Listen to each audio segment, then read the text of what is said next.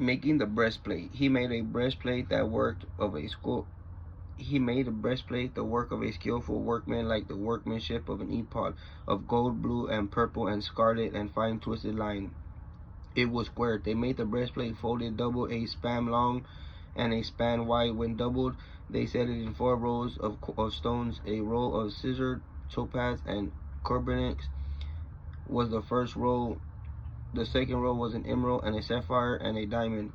The third row was a jacinth and a agate and an amethyst.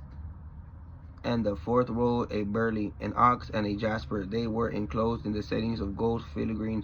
The stones were corresponding to the names of the children of Israel, 12 corresponding to the children's names, like the engraving of a signet, each which is means corresponding to the 12 tribes. They made on the breastplate braided chains like cords of pure gold. They made 2 gold figurine settings of 2 gold rings, and they put the 2 rings in the 2 ends of the breastplate.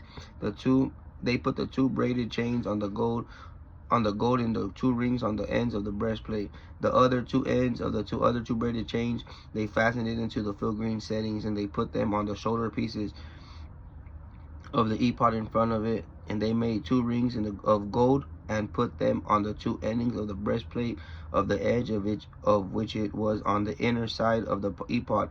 They made 2 other golden rings to put them on the 2 sides of the ephod underneath toward the front of it. Over against it joined above the waistband of the ephod. They bounded the breastplate but its rings to the rings of the ephod, which is a blue cord, so that they might have above waistbands, and the ephod and the breastplate might not come loose from the ephod, just as the Lord commanded Moses.